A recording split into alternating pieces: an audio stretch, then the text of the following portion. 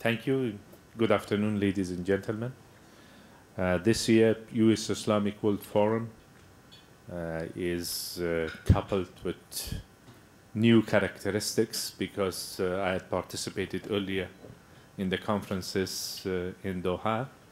The fact that real changes are taking place in the Islamic world, in the Arab world, has made this event a very special one.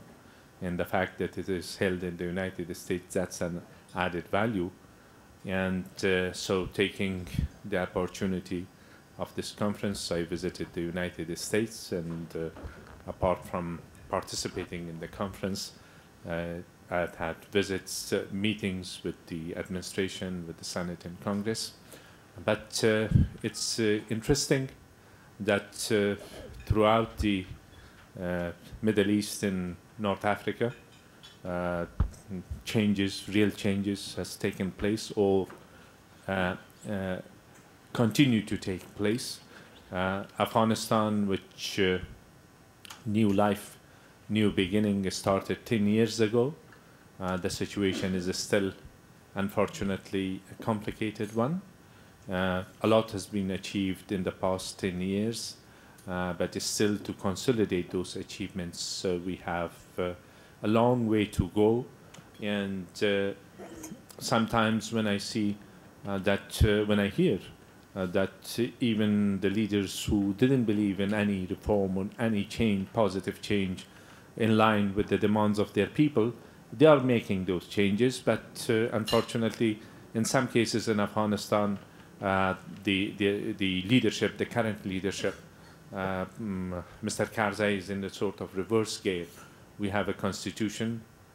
He has violated the constitution in 21 times. We have a parliament. He has created a special tribunal.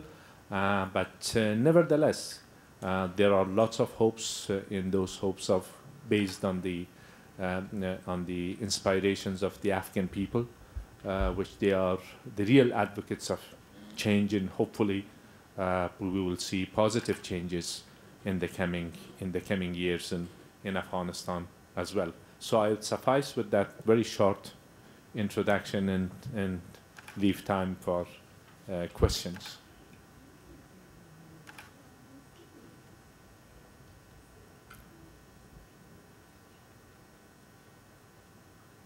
Yes, please.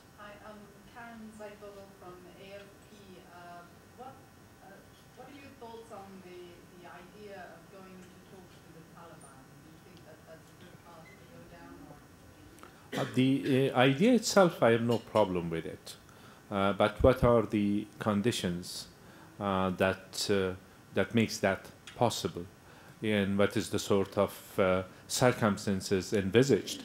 And what is the outcome envisaged? That is important. Sort of unconditional talks and just begging the Taliban to make peace, releasing Taliban prisoners and letting them join the battlefield once again, and without any guarantee or any assurance from the Taliban side. That's something which is not acceptable to the people of Afghanistan.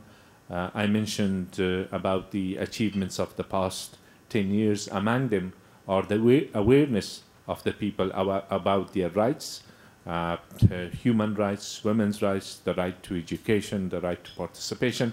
These are all values and principles which Taliban are utterly against. And their aim is, of course, to take Afghanistan back to the old days. So Taliban accepting the constitution of Afghanistan and giving up violence and severing links with terrorist organizations, if they accept those initial basic conditions, then the door should be open.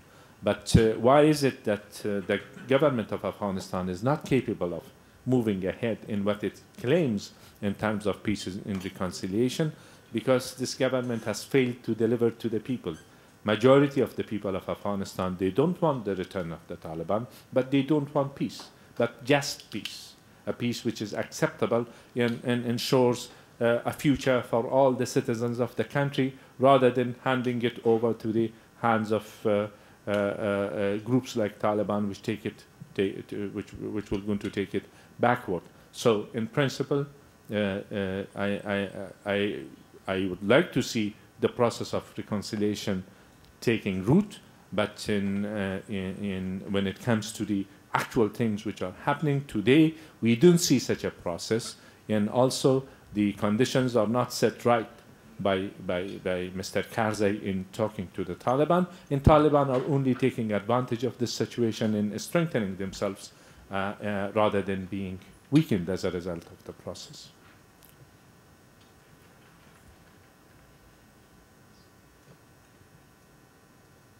Okay? Any other questions? Thank you. Thanks.